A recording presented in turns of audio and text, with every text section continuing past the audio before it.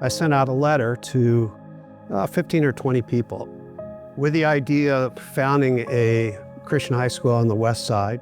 And we had our first meeting, and from that, it started a 2-year process. Yeah, I remember getting that letter, and it was an impactful letter because our family was deciding, do we want to stay here or not? And education is a big factor in whether you want to stay in Los Angeles or not. Are there good options? And so I remember getting that letter and saying, I want to be part of this conversation about this other option.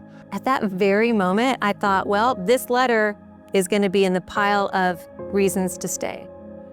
It actually became the main reason why we stayed in LA. We sent that invitation out, got the kids to bed, and we were ready. Coffee was ready, dessert was ready, and no one showed up. And it was then that I realized this is going to be an uphill march. And I, simultaneous to realizing it was going to be difficult, I realized it was going to be amazing because no one was about to take no for an answer, and no one did. The risks that Kent took and let us all in and that Jim took were really seminal. That convinced us to really step into it. The fact that you were risking so much, both of you, was very convicting. One day Kent said, why are we not doing this? Let's pull the trigger. Who wants to be on board? Remember that? And here's Jim. I'm ready to go. I got a bell schedule. Hire me.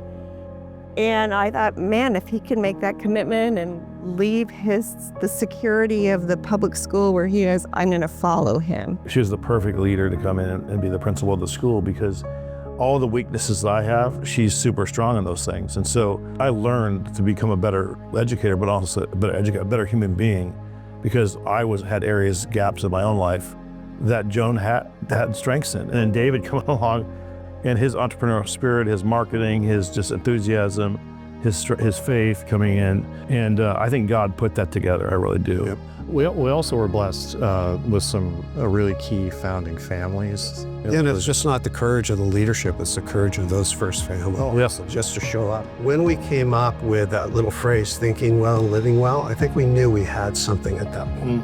We had everything in place except for a facility. So we started praying about it.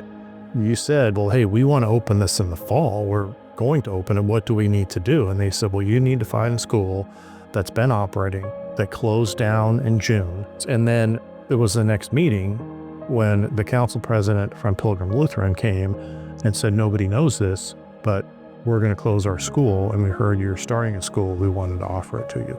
Nobody could believe it. I mean, I couldn't believe it. Yeah, it was just a miracle, truly a miracle. I couldn't speak more highly of the staff. It felt like a family.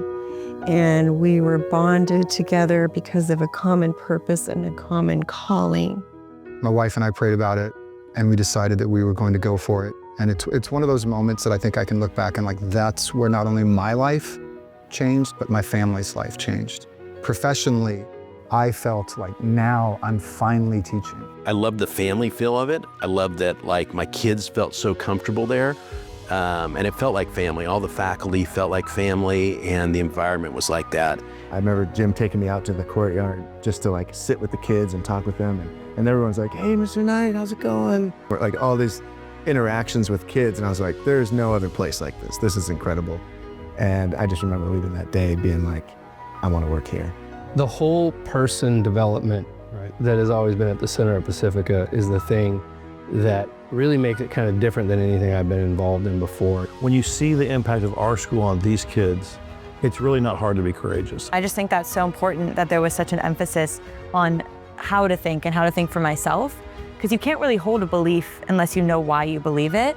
And I think that just encourages people to leave, not just coming out as carbon copy clones of whatever the school wants them to be, but actually believing something. I think that's so valuable. My teachers were examples that there were people that I wanted to be. Was having great teachers at Pacifica that made me, as a junior, think, maybe this is something I could do. Maybe I would enjoy doing this. I think in leaving Pacifica, I realized how unique of a place it is. It's honestly a shame that it's this unique. It's like a shame that there aren't more schools like this. Because we know who we are and we're not changing, kind of foundational issues, it allows us to rethink how we might redo the science program or, launch a center for entrepreneurship and innovation or philosophy and theology. We have a good vision and mission and good core values, and we've stuck to that. One person sticking to that is one thing. Having a core group of people stick to that and communicate that and live it is a whole nother endeavor altogether. And I love it when parents come in and people come in and it's like, there's something about this place, I can't explain it. And when you can't explain it, it means it's something bigger than you.